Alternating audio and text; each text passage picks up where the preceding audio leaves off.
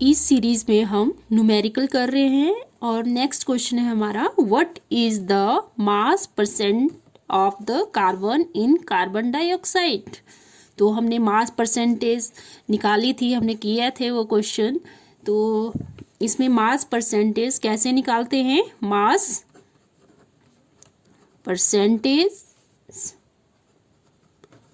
Percentage is equal to mass of the element in the compound over molecular mass of the compound. Molecular mass of the compound. ठीक है, तो mass of element क्या होता है, mass of element हमने carbon का निकालना है। इसमें कार्बन डाइऑक्साइड का जो फॉर्मूला होता है, कार्बन डाइऑक्साइड, इसमें हमने कार्बन की मास परसेंटेज निकालनी है। ठीक है, तो मास जो है वो कार्बन का जो मास होता है वो होता है 12, और इसका हम मॉलिक्यूलर मास निकाल लेते हैं। Molecular mass of carbon dioxide क्या होगा, कार्बन का एटॉमिक मास होता है 12 प्लस, और ऑक्सीजन का एटॉमिक मास होता है 16, तो 12 प्लस 32। तो जो कार्बन डाइऑक्साइड का जो मॉलिक्यूलर मास आया वो आया 44। ठीक है, तो अब हम इसमें पुट करेंगे, यहाँ हम मास परसेंटेज निकाल सकते हैं। Mass percentage is equal to mass of an element in the compound, मतलब एलिमेंट क्या है इसमें, कार्बन।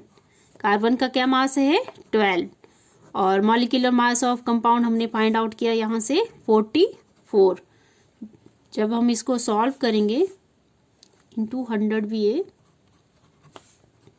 इंटू 100, जब हम इसको सॉल्व करेंगे तो 4 4 1 जा 4 4 3 सा, और ये आ जाएगा 300/11। जब हम इसको सॉल्व करेंगे तो हमारा आंसर जो आएगा ये आएगा 27.27%। तो यहाँ पे हमने जो कार्बन डाइऑक्साइड कंपाउंड था, इसमें हमने कार्बन की परसेंट निकाली। तो कार्बन की परसेंटेज आई हमारे पास 27.27%। Okay, then next question.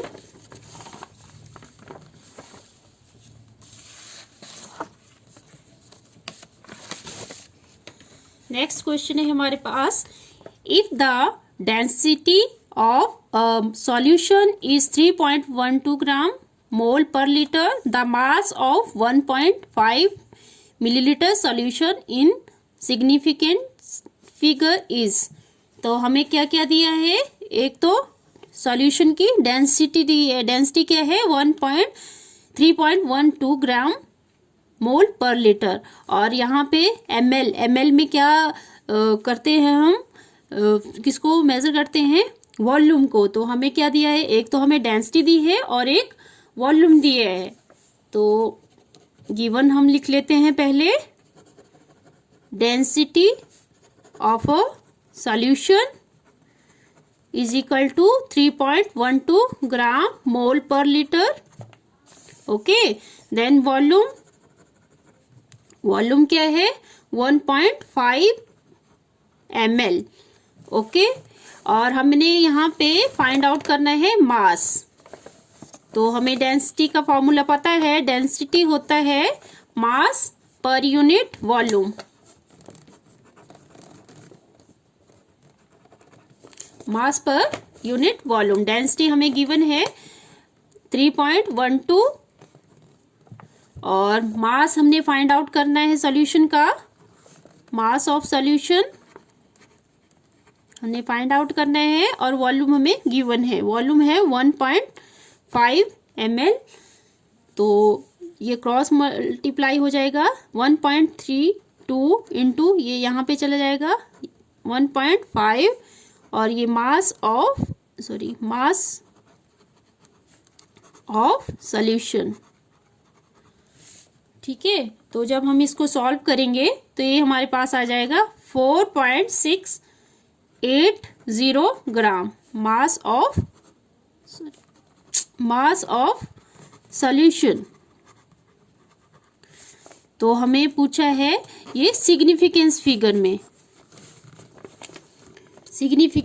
में, तो हम इसका अप्रोक्सीमेट सिग्निफिकेंस फिगर ले लेते हैं। ये आ जाएगा 4.68 ग्राम, और इसको इससे भी शॉर्ट क्या कर सकते हैं 4.7, ठीक है, क्योंकि 6 के आगे 5 से बड़ा नंबर है तो यहाँ पे हम 7 लिख लेते हैं। तो इसके जो सिग्निफिकेंट फिगर है ये अप टू 2 सिग्निफिकेंट फिगर्स आएंगे, मतलब 2 से ज़्यादा हो सकते हैं इसके सिग्निफिकेंट फिगर, ठीक है, up to 2 significant figures. Okay, तो नेक्स्ट क्वेश्चन है हमारा, what will be the molality of the solution containing 18.25 gram of HCl gas in 500 gram of water। तो हमें क्या पूछा है, मोलैलिटी हमने फाइंड आउट करनी है सॉल्यूशन की। तो ये हमें फॉर्मूला पता है और हमें दिया है मास दिया है, और तो हमने इस क्वेश्चन में मोलैलिटी फाइंड आउट करनी है, ठीक है। Molality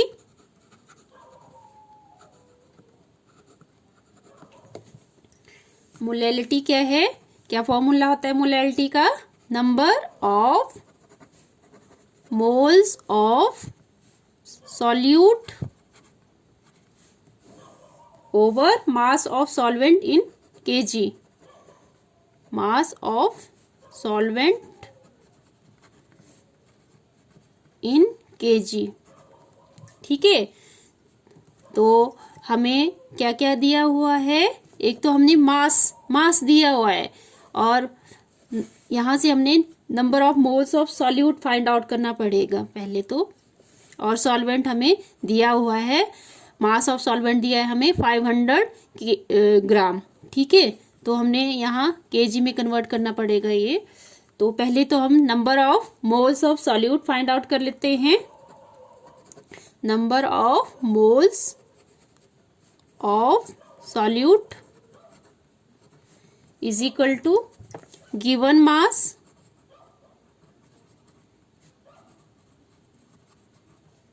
over molecular mass.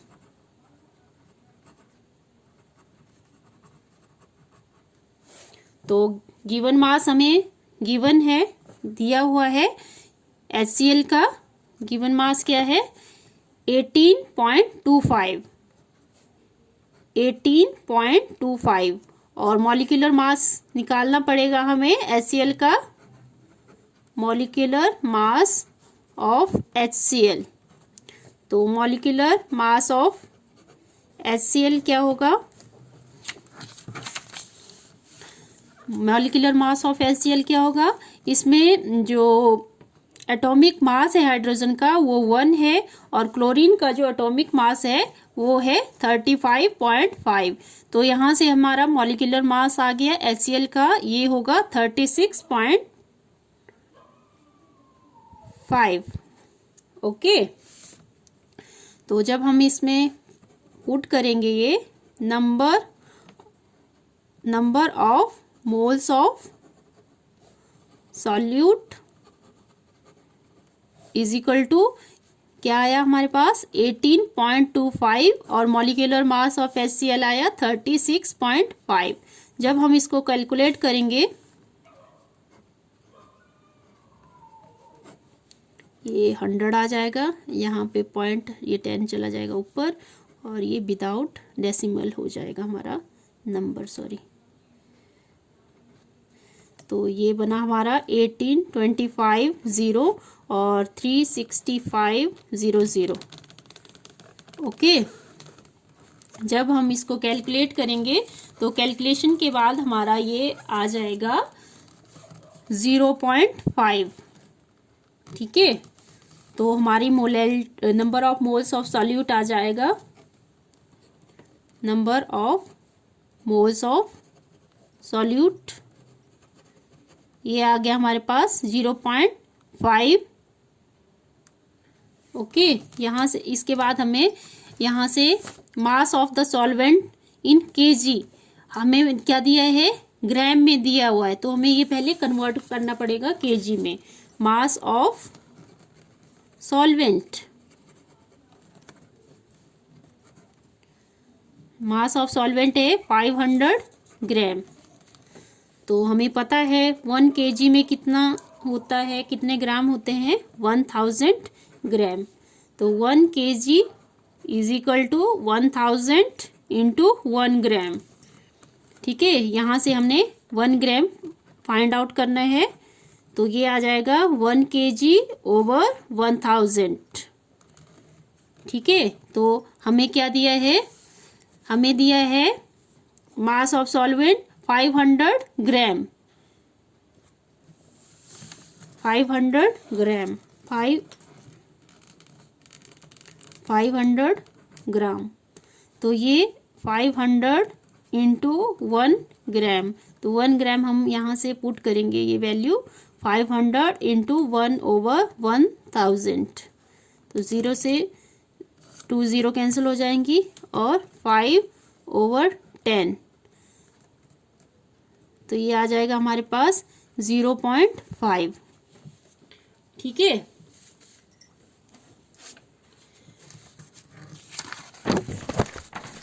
तो अब हम ये इसमें पुट करेंगे ये value, molality is equal to,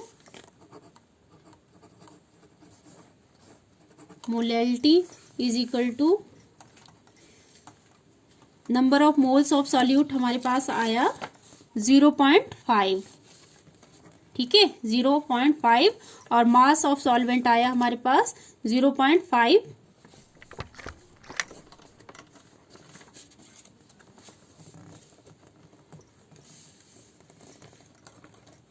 तो ये आ जाएगा हमारे पास 1 small m molality.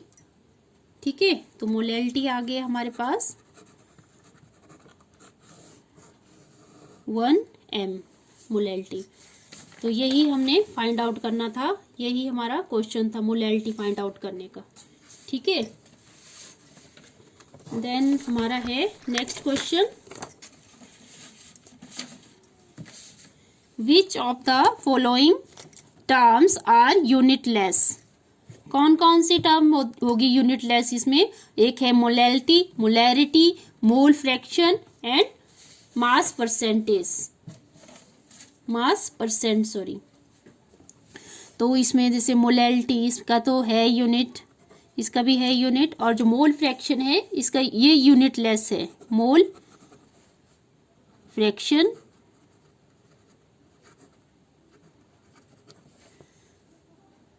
X A is equal to N A over N A plus N B. ये हमने सॉल्व भी किया था, फिर मोल फ्रैक्शंस दूसरे के लिए लिया था, X B is equal to N B over N A plus N B. जब हमने इसको सॉल्व आउट किया था, X A plus X B is equal to 1, N A over N A plus N B over N A plus N B is equal to 1। तो ये हमारे पास आ गया था N A plus N B over N A plus N B is equal to 1। मतलब ये क्या है, एक यूनिटलेस, इसकी कोई यूनिट नहीं है। और दूसरा था हमारे पास जिसकी यूनिट नहीं थी, वो था मास परसेंट। मास परसेंट के कोई यूनिट नहीं है, इसका क्या फॉर्मूला था, मास percent mass of a component, mass of a component over total mass into 100।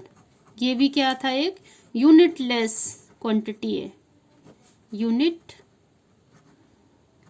Quantity. ठीक है, तो क्या क्या आया हमारा, एक तो मोल फ्रैक्शन यूनिटलेस है और दूसरा मास परसेंट यूनिटलेस है। Okay, thank you.